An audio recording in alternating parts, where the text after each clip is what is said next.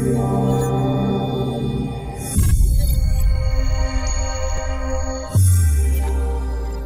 have Dr. YESHWANTRAO CHAVAN, IFS officer with us today. My friend Chakrash will now give a brief introduction of our guest. To introduce Dr. YESHWANTRAO CHAVAN, the quote, "Leadership is defined by results, not attributes," notably emphasizes vision, persistence, and incredible service by immaculate personalities. Such a leader, par excellence, has graced this wonderful occasion, according added grace to its spirit. He is none other than Honorable Dr. Yeshwantrao Chavan, Indian Foreign Service Officer, currently the Head Regional Passport Office, Visakhapatnam. Hailing from Nanded, Maharashtra, he made his dream of becoming a doctor by profession come true and further added an MD in pharmacology from Maulana Azad Medical College, New Delhi, to his credentials. He successfully cleared the UPSC exams in the first attempt in 2017 with an All India rank of 56. For his exemplary camaraderie, team spirit, and brotherhood, he was awarded the prestigious Esprit de Corps Medal at the Lal Bahadur Shastri National Academy for Administration, Mussoorie. Having scaled to great heights in his life and career, he birthed the idea of helping and mentoring civil service aspirants to fulfill their dreams. In that direction, he authored a best-selling UPSC guidance book, UPSC Success Series, which definitely streamlines the destinies of hundreds of UPSC aspirants. Ladies and gentlemen, deftly handling a massive Indian diaspora in Germany with prime focus on Indian-Germany commercial relations, Dr. Suyash Chavan served at the Indian Embassy Berlin and was a consulate in Munich between 2020 and 2024. Sir, we are indeed warmly esteemed to have your presence on this momentous occasion. We warmly extend our heartfelt welcome to you, sir. We humbly request you to grace this dais. And with all humbleness, I invite our beloved director, Sri Vijay Prakash Garu, to honor Dr. Suyash Yeshwantrao Chavan Garu with a memento.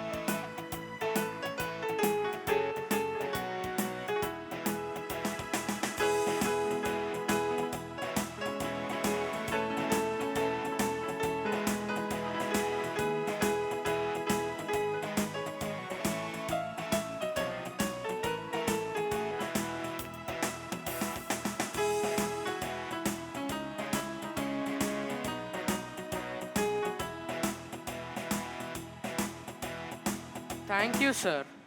Ladies and gentlemen, the quote, "Nothing great was ever achieved without enthusiasm," stands true. Let us try to understand its true essence in these words of our distinguished guest.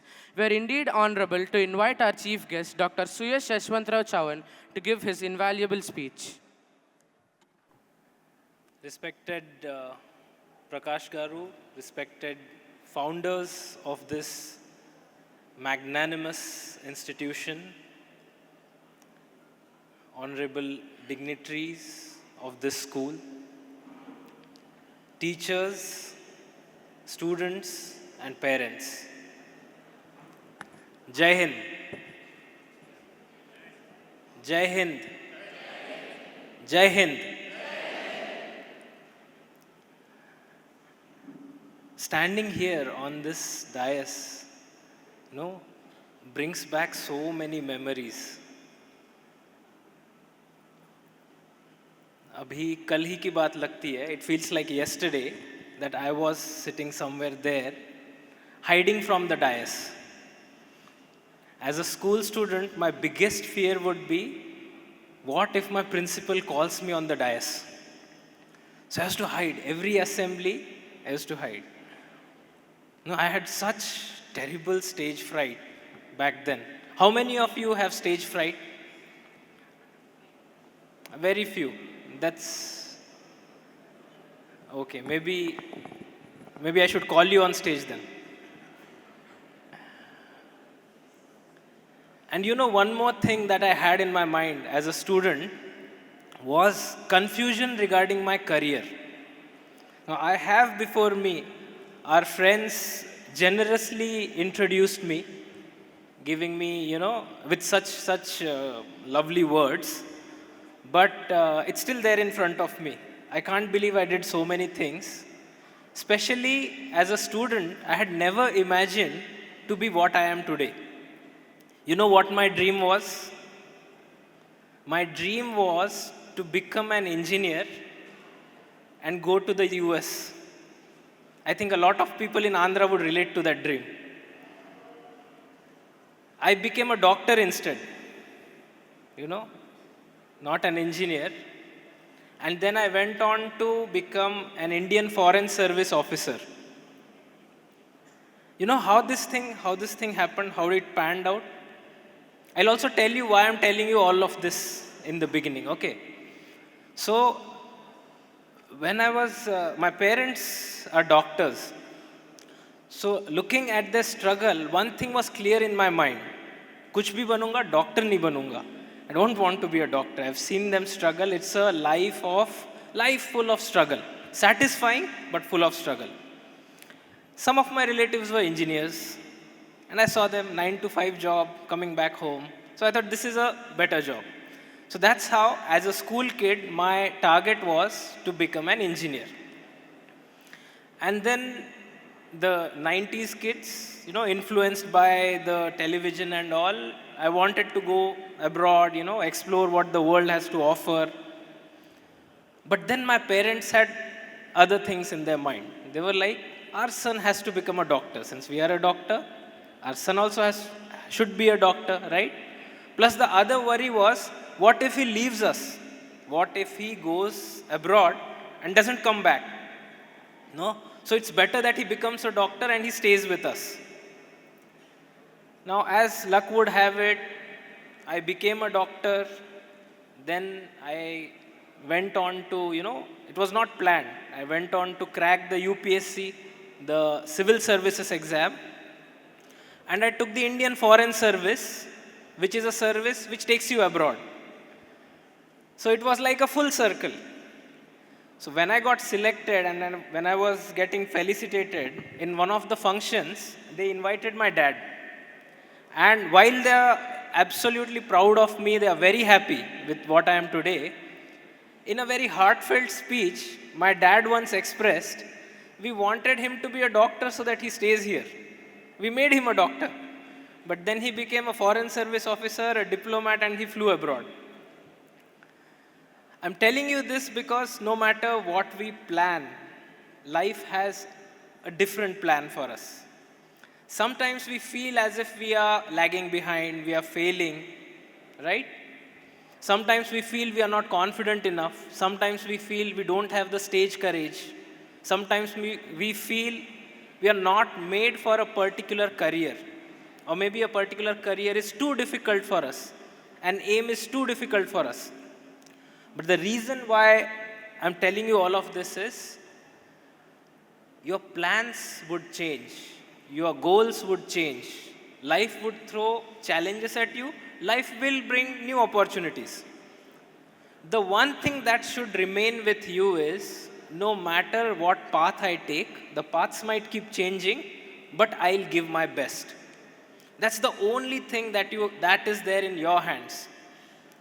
So if there is one takeaway from me, it is, doesn't matter which path you take. Doesn't matter whether you decide to become an engineer, a doctor, a sportsman, an officer, a politician, an artist, an actor, doesn't matter. What's in your hand is to give your best, right? It's easier said than done. How do you give your best? And that's the next question. But let's deal that later. You know, now while you're scrolling Instagram, how many of you have Instagram? No one? There's no one who doesn't have Instagram. Everyone has Instagram, right? So when you scroll all the reels, I think the one thing that we can do is we can start following the right people. You know, because we are spending so much time on all these social media apps and all. So one thing we can do is following the right people and absorbing things that are going to help us in our careers, in our respective careers. So I don't know, here I can see so many young faces. I have been told about your talent. And when I hear about what all achievements this school has made, it gives me immense confidence that you are going to go abroad, you are going to go to all those MNCs, you are going to stay in India, you are going to create new companies, you are going to lead companies. All of that is going to happen. But right now, I don't think any of you can predict what that future is going to be. So the first point is, yes, whatever life throws at me, I'll accept that challenge and I'll perform my best. There are certain principles that you should remember. I'll talk about them later. Before that, you guys watch cricket? Recent World Cup you watched? Okay, we should clap for our Indian cricket team once here. We won the World Cup, isn't it? Now everyone would have their own, favorite in the cricket team, isn't it? So if I start asking you who's your favorite, we'd get, 11 different names maybe. But I found my favorite this time, Till this World Cup, I had a different favorite. During this World Cup, I found a new favorite. When I started reading about that person, I found out that he came from such a humble background. And that person was immensely talented. And that his school encouraged him, his parents encouraged him, and he honed his skills. But luck would never, luck at that level would never come to him. He never had that amazing opportunity of, and at a consistent, rate at which you get these opportunities. He never had that. But he never gave up. He kept doing it, he kept waiting, he kept supporting the team till he got his own opportunity. Right? Just because he was, I wouldn't say denied, but just because he was not able to grasp that opportunity at the right time, didn't mean that he stopped practicing. He kept on honing his skills. He kept on getting better and better and better. He waited for weeks, he waited for months, he waited for years. And then when this opportunity came, back to back great innings. Who am I talking about? One round of applause for Sanju Samson, please. What a man. What a person. And what impressed me most about Sanju Samson was, after he won the man of the tournament, after we won the World Cup and all, in his interviews, what came across was not arrogance. Did anyone find Sanju Samson to be arrogant? He was just sitting there, enjoying his own success, enjoying the team's success, enjoying the success of his colleagues. Such sportsmanship, that team building, that effort. I would want one Sanju Samson in my life. Or rather, I should say, I would want to be like Sanju Samson. Each one of us should have that spirit, right? That pure spirit. When you carry that spirit, you will get those opportunities. You will have the amount of good luck that you need. But that purity in your efforts, in your actions, in your intentions has to be there with you. This is quite a relatable example, isn't it? We have seen it. The same thing I had felt when we won the World Cup when Dhoni had hit a six.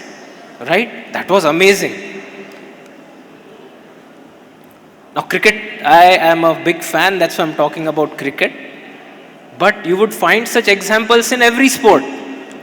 You take football, you take tennis, you take swimming. And I'm specifically talking about sports because when I was interacting with Prakash Garu, the one thing that I noticed was the impetus that is given to sports in Sri Prakash institutes. You wouldn't find such facilities everywhere in every institute. My school never had this. And I'm pretty sure if I ask all the parents whether your schools had such facilities, most of them would say, no, we never had these facilities. It's not just about pumping in money and creating infrastructure, it is about vision.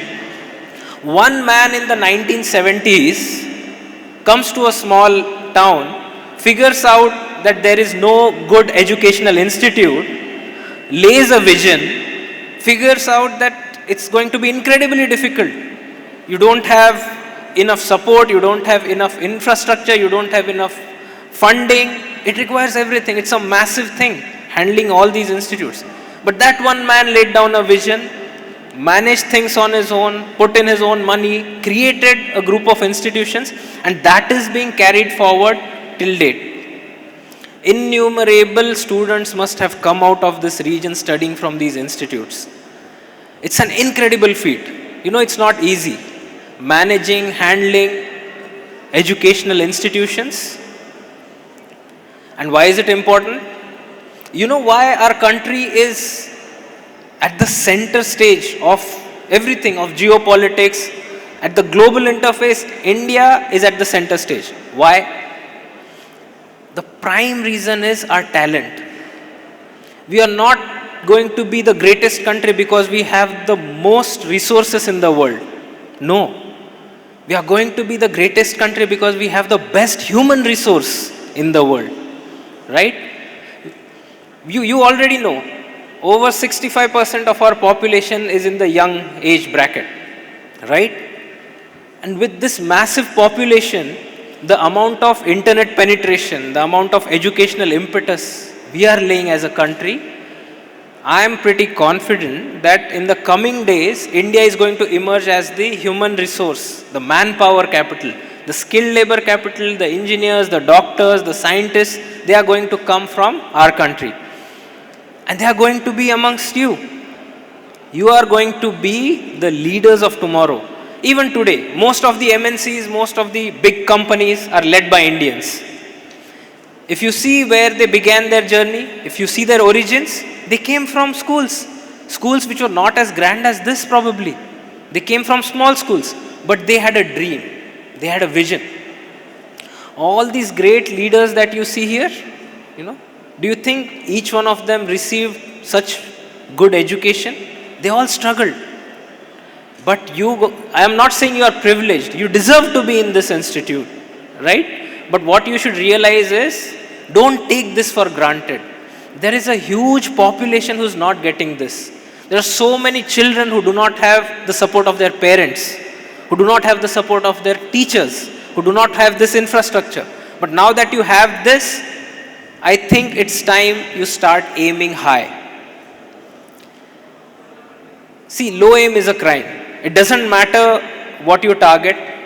It might change. You might change your track. You might become something else. But even as you plan today, at this moment, you should have a high aim. I have a simple ABCDE for you. Okay? I think to make things simpler, that would help. An ABCD of, I wouldn't say success, but of ensuring that you reach somewhere in life, somewhere good in life. And this is my version of that ABCD. You can have your own, values added to it. The A for me is the aim, the ambition. Like I said, you can't have low aim. You can't have low ambition. To begin with, it's difficult to imagine where you are going to reach. But, when you read anecdotes, when you follow someone, when you read about the great leaders, you would realize that even with humble beginnings, they had a vision, they had something clear in their mind. That clarity would be bringing about change in the society could be one. Second, it could be working in the field of science. That could be one. Third, it could be representing our country at the global stage. Now, how would you do that would change. But having that kind of aim is mandatory for students like you. And it doesn't end with that aim. It has to be supplemented by the second A, which is action. Just having an aim doesn't help. It has to be backed by proper action, planning and action. Now, on a day-to-day basis, we all face mood swings, challenges. Sometimes we don't want to study. Sometimes we don't want to show up to, your gym or sports facility, wherever you are planning to go. But you should always remember, your mood should not dictate your action. Your actions should dictate your mood. Once you start taking those actions, your mood automatically improves. So always remember, let your actions dictate your mood. So have a high aim and a reasonable plan and act on it. Right? Now what is B? This is the A of success, I would say. The B is boldness. Whatever you aim at, whatever your ambition is, there will be 10 people who would say, this is not possible, this is difficult, you would face a lot of restrictions in this, nobody else has done it, but you have to believe in yourself. That B stands for belief. That B stands for boldness. You are India's youth. If you are not bold enough, if with all this infrastructure, with all this support, if you are not bold enough, then, nobody else is going to believe in your dreams. So the second thing is, you have to be bold. You have to believe in yourself. You have to believe in your aims and ambitions. C stands for courage. C stands for character. We spoke about Sanju, right? Being bold, being courageous is one thing. Achieving your goals is one thing. But what is it without character? You need to have a character that inspires others. People, when they look at you, they should feel like becoming like you, right? That sort of character building is done in institutions like this. The world is harsh enough. Once you leave your cocoon, when you go outside, you'll realize you'll face difficulties, you'll face challenges. But if you have a strong character, if you have been brought up with stories of these great leaders, that is the character that you carry, and that will help you in any challenge in life, right? So you have your aim, you have your plan, you have your actions, you are bold enough, courageous enough, and you have the character for it. That will help you build a team. That will help you become capable and worthy enough of reaching that goal. D for me stands for dedication, devotion, discipline. You could be incredibly talented. There is no dearth of talent in this world. In a country of 1.4 billion, do you think there would be lack of talent? Do you think you deserve a post, a position in this world because you are the only talented person? No. There is no dearth of talent. Every other lane in India has exceptional talent. But what talent can't beat is discipline, is dedication, it's devotion. All these words would sound heavy to you right now. But trust me, if there's one thing I could tell my younger self, the SUYASH CHAVAN of those times, these are the 3-4 things I'd tell. And the most important virtue I would give myself would be discipline. Without discipline, that sort of incredible talent and that sort of luck is rare. But what we have in our hands is being disciplined, working on whatever aim we have set and achieving it through our discipline, through our hard work. Not relying on talent, not relying on luck. Rely on your hard work, on the discipline, on the day-to-day effort that you have put in. And finally, the E. Are you excited about the goal that you have? That excitement, if someone else gives you their dream, if you have chosen a dream based on what your parents say, what your teachers say, what social media says, probably you might not be as excited about it. But if you find out your own path and you are convinced and you convince the people around you, I think that sort of excitement will lead you even in difficult times. So my dear friends, all of this lecture is not meant to burden you with all these values and virtues. This is coming from an elder brother who wants to tell his younger self to have these values, to be able to achieve bigger, better things earlier in life. Okay? There's one more thing I wish to emphasize here. Like I said, not many people are as lucky as us. And one target that we have as Indians is to make our country develop till 2047. That's our target. As Indians, we have set that target for ourselves. But to achieve that, what do we need to do? I think there has to be networking. The importance of networking has to be underlined, underscored here. Now, why is it important? Once you become professionals, people will tell you to have a network, a LinkedIn kind of network. The parents would understand this. But as students, we don't emphasize enough the importance of this network. So how do you network? I think that is where parents, teachers, we play a role. The stalwarts in various industries, they can be connected to you to give you the information that you need. And what is expected from you? The people that are role models for you, the people that you learn from, I think you yourself should realize that you are role models for a lot of people. There are so many schools in Kakinada, there are so many schools in Andhra, in India, the students in those schools might be looking at you as role models. So are you reaching out to those students? Are you finding time to go out and find in those schools, even individually or as teams, whether you can contribute in those schools? And by contribution, I don't mean with money. With whatever knowledge you have, whatever you have learned, whatever opportunities you are seeing in this world. Maybe you know about a competition, maybe you know about a scholarship which has helped your school students. But those students are not aware of it.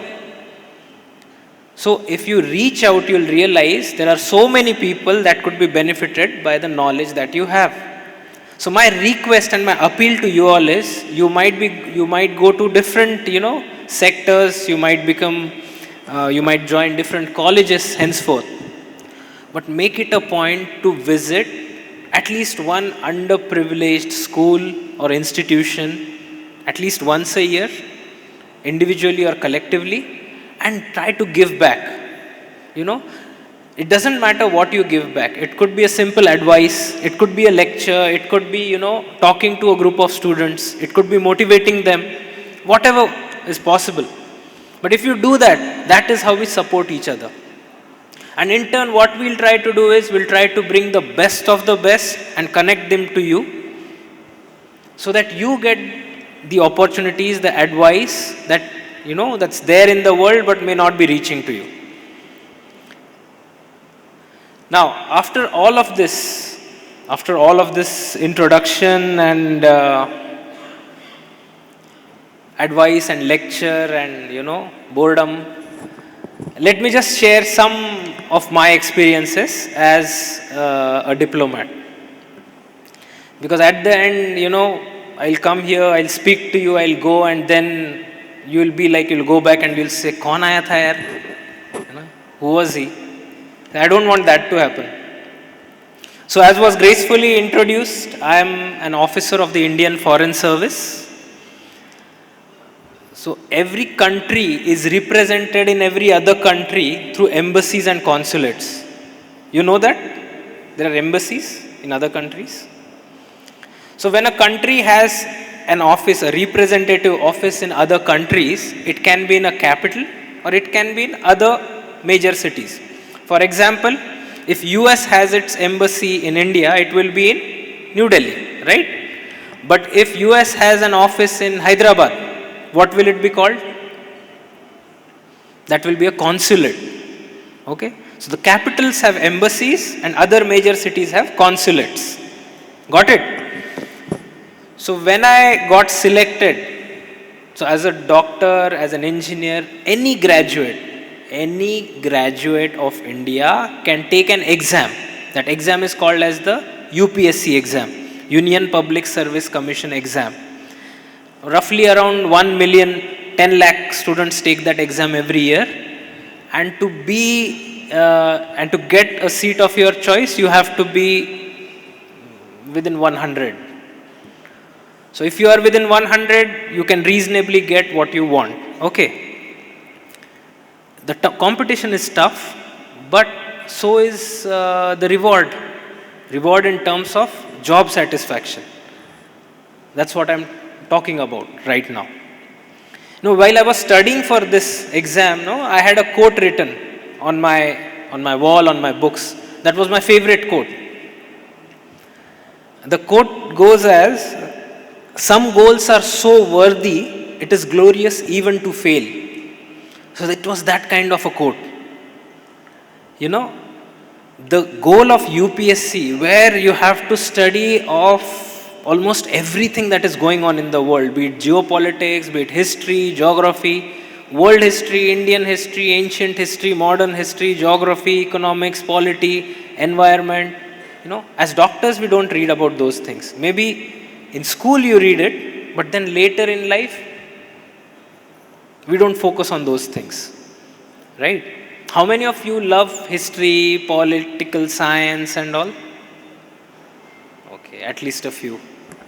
I belonged to this side back then in school. I dreaded these subjects. How many of you like maths? Again, I belong to this side. I dreaded maths also. How many of you like sports period?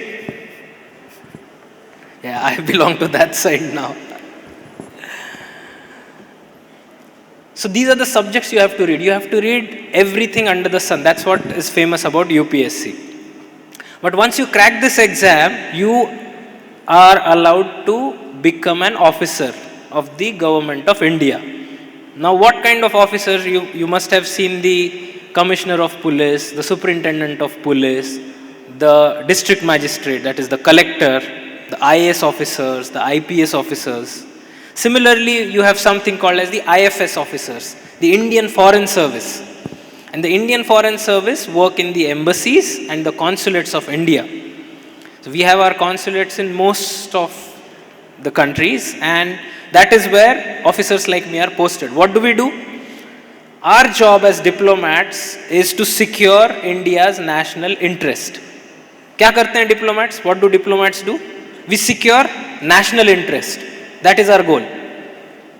Sam, dam, danda, bhed. We have to secure national interest. That's our goal.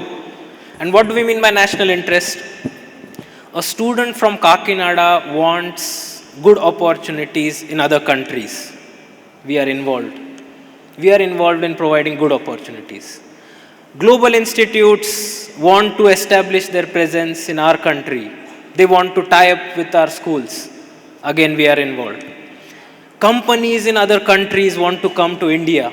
They want to establish their base in Andhra Pradesh, in Kakinada. We are involved. We are there in the negotiations. We try to convince them why not to go to other countries, why they should come to India. Our companies want to establish a foothold in other markets. Again, the diplomats are involved in the negotiations. So it's an interface between India and the globe. That is what diplomats do. Then we represent our country. When it comes to promoting our culture, promoting our languages, promoting our regions, promoting our cuisine, all these things, that's what diplomats do. So for all those of you who wish to serve the country in this manner, you choose any profession, even as a good citizen of this country, you are doing good for this country. Okay? But if you wish to play an active role, if you wish to be an officer, and if you wish to contribute to the country, it could be staying locally in India and working as an IS officer. It could be working as an IPS officer to provide, a safe, secure environment within India. Or it could be going abroad and representing our glorious country. The UPSC exam provides you that opportunity. I'm telling you this because there are regions in India.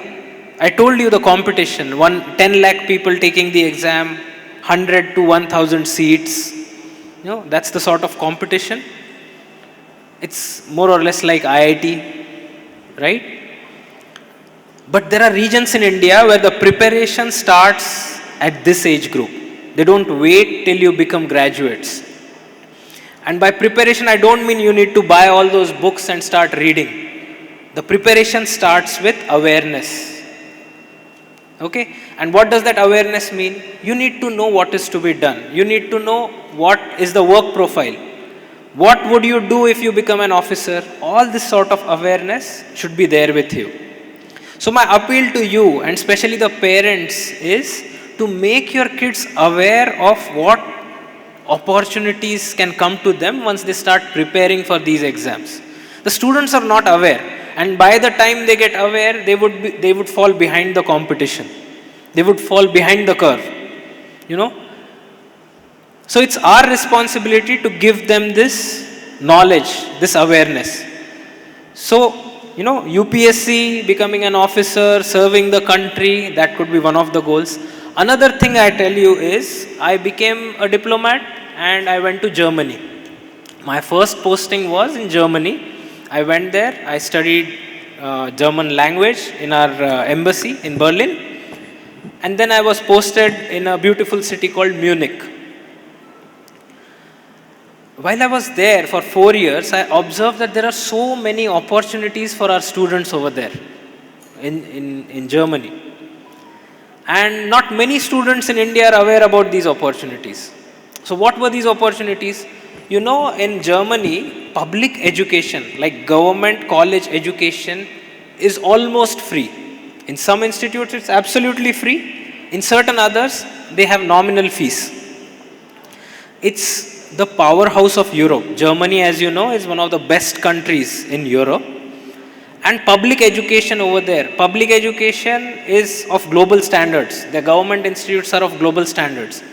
And doing engineering, doing medical, doing any course in those institutes is almost free of cost. When you have this opportunity and you don't know about it, it's an opportunity lost. So you should know about this, isn't it? But the catch is German language. Now what do you do about this language? So the good thing and the bad thing is, the good thing is that German language is not that hard. It's easy, especially for Indians. With our complex, the languages, our Indian languages are complex enough. We are trained that way. Our tongues are trained. So for us Indians, learning German language is not that difficult. That's the good part. The bad part is not many of us are aware about it. Right? We feel, oh, German, very difficult. Nahi difficult. If you start giving 1 hour every day, within a year you will start speaking that language. I can't say that confidently about my mother tongue, Marathi. If you start speaking Marathi 1 hour a day, probably it will take you 5 years. If I start speaking Telugu, koncham nerchukuntunnanu, koncham vachu. But it's taking me time. Right? But 6 months if you give to this language, because our languages are complex. That's what I felt. With German, I felt if you know the structure, you can start managing, you can start learning, reading, and you'll get fluent with it. And with that, it opens you job opportunities in Germany, It opens you job opportunities in Switzerland, job opportunities in Austria, beautiful countries. Exceptional natural beauty, people are welcoming, they respect Indian talent, they want Indian talent, they're attracting Indian talent, But we are not learning, focusing on these languages. In some of the schools, yes. In some of the regions, yes. But what I want you to do is go home and start reading about it. And let this be the trigger point. Go search on YouTube, search about these countries, about these opportunities, and keep it at the back of your mind. Whatever you're doing in life, keep it at the back of your mind. This is one opportunity. UPSC is an opportunity. If you're staying in India, if you want to be an officer, if you want to create an impact, one decision can change the lives of thousands of people. That is the kind of impact an officer has. One officer can change the image of India wherever he is posted. That's the kind of impact you can have with UPSC. And if you are planning to go abroad anyways, I think you should start focusing on other geographies which are giving you opportunities. Do you know why this opportunity has come up? It's because we have a demographic advantage. We have young population, talented population, but in most of the European countries, the population rate is declining. So they don't have young population to man their companies. That's why they require Indian talent. And that is where you have an opportunity. Just keep this in your mind. 5 years later, you shouldn't complain, nobody told us. The previous generation can complain. The previous generation didn't have resources, didn't have guidance, didn't have internet, didn't have Instagram. Previous generation didn't have anything. This generation has. You start searching Germany, automatically 3 out of 10 reels will be about Germany, right? That's how you start gaining information. It's a good way, it's a good source. I gain a lot of information through social media. Times have changed. That's how we should adapt, isn't it? So I've told you about 2 things. I've told you about the ABCD, I've told you about UPSC, and I've told you about Germany. Final thing is, Honorable CM talks about creating an entrepreneur in every family. No, I think we should start taking this seriously. Right? Where will you go abroad? So I've at least given you a tip, Germany. And maybe your friend feels the same. What nonsense, these people don't work. I'll not go abroad. I'll stay in India, I'll become an officer and I'll give them better service. I've given that option also, UPSC. He should do UPSC then. So if you come across people who are in this dilemma, I've given you 2 things. I've told you 2 things. और अगर कुछ नहीं कर पा रहे हो, तो we have pachadi. We can do at least that, right? So thank you once again for listening to me so patiently. You are all extremely bright. I was looking at your the art installations that you have in your school. Extremely fascinated.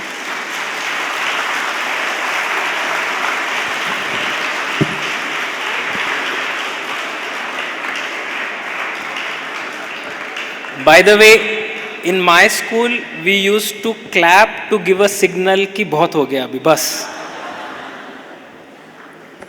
But I've seen your art installations. It's incredibly beautiful. And I and Honorable Prakash Garu, we were discussing to have those installations at our government offices. I am the head of passport services. The services of the Ministry of External Affairs, the ministry that takes care of all these services, passport, Indian visa, embassies, consulates. It's called the Ministry of External Affairs. So I am in charge of the services of Ministry of External Affairs in the entire state of Andhra Pradesh. So in these offices that we have here, I would love to have your arts installed. I will give you due credit. And we want people to know that students from Shri Prakash Institute have created this beautiful piece of art and we'll have that placed in the main passport office in Visakhapatnam.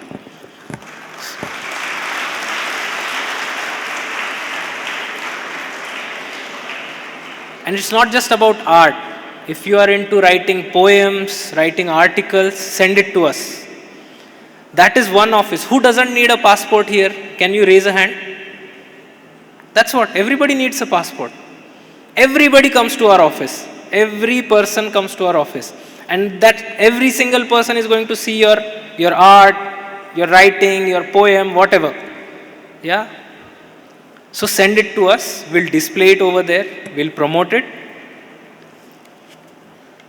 And like I said, the importance of that office is, it's not like any other document. You might be having a lot of government documents with you. Passport is simply different. I'm not just saying it because I am the passport officer, but passport is something that gives you wings. Right? You might have a lot of dreams, but we enable you, we help you in giving you the wings. And along with that, what I tried today with my humble speech was to give you a direction also. So as parents, as teachers, as elder brothers and sisters, I think our job does not rest with just enabling you with the wings. Our job is also to give you a direction. We want you to fly in the right direction, but fly with all your speed, all your might. So you promise us your dedication, we promise you proper mentoring and guidance. I think that is the promise that Sri Prakash Institute and I, as a friend of this institute, would make to you. And at last, the final thing that I want you to remember is national interest.